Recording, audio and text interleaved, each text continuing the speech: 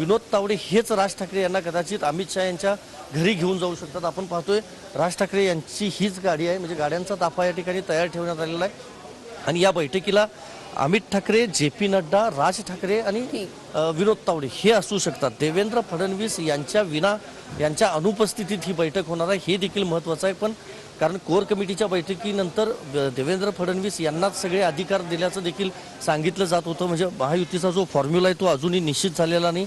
त्यानुसार जागा वाटपाचा जो काही घोळ होता त्याबाबतचा निर्णय फडणवीस घेतील असं सांगितलं जात होतं। काल रात्री फडणवीस आलेले होते कोर कमिटीच्या बैठकीसाठी, मात्र ती बैठक संपून रात्री पुन्हा ते मुंबईत परतले।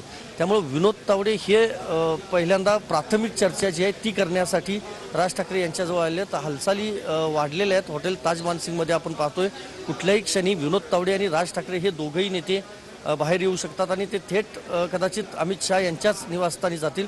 कारण रात्री देखील अमित शहा यांच्या म्हणजे बैठकांचं जे सत्र आहे ते सुरू होतं भाजप मुख्यालयामध्ये 2:30 वाजेपर्यंत। रात्री महाराष्ट्रासह इतर राज्यांच्या कोर कमिटीबद्दल ज्या बैठका आहेत त्या बैठका झाल्या होत्या। त्यामुळे आता महत्त्वाचं हेच आहे की काय नेमकी घोषणा केली जाते। म्हणजे महायुतीत सहभागी होणार असल्याचं तर सांगितलं जातंय, पण नेमक्या जागा किती दिल्या जातात किंवा मनसे किती जागांवर समाधान मानते हे बघणं महत्त्वाचं असणार आहे। कुशली बरोबर आहे आणि या बैठकीकडे सर्वांचं लक्ष लागलेलं आहे। संदीप, तुम्ही असेच आपल्या सोबत राहा।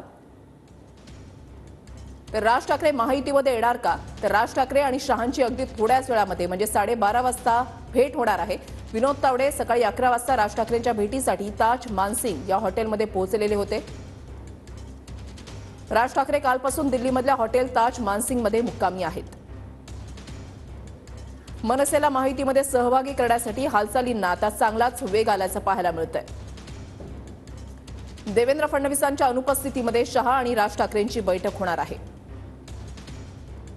राज ठाकरेंसोबत पक्षाचा कुठलाही नेता नसल्यानं आता चर्चांना उधाण आलेलं आहे। मला फक्त या असं कळालं, शहांच्या भेटीवरील प्रश्नावर राज ठाकरे यांनी काल रात्री हे सूचक वक्तव्य केलेलं होतं। मनसेला 1 ते 2 जागा दिल्या जाण्याची शक्यताही वर्तवली जाते। मनसे महायुतीमध्ये आल्यास दक्षिण मुंबईतून बाळा नांदगावकरांना उमेदवारी मिळण्याची शक्यता आहे।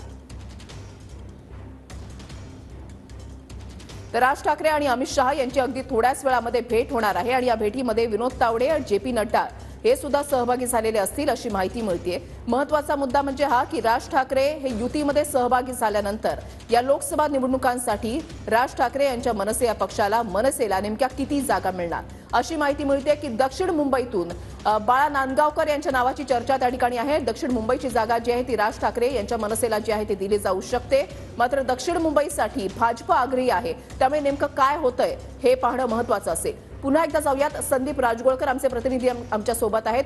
संदीप, ज्या वेळेला दिल्लीमध्ये या घडामोडींना वेग आला त्याच वेळेला राज्यामधून सुद्धा महायुतीमधल्या घटक पक्षांच्या प्रतिक्रिया सुद्धा अत्यंत सूचक आहेत। भुजबळांचंच वक्तव्य, जर राज ठाकरे महायुतीमध्ये आले तर आमची ताकद वाढेल असं वक्तव्य त्यांच्याकडून करण्यात आलेलं आहे।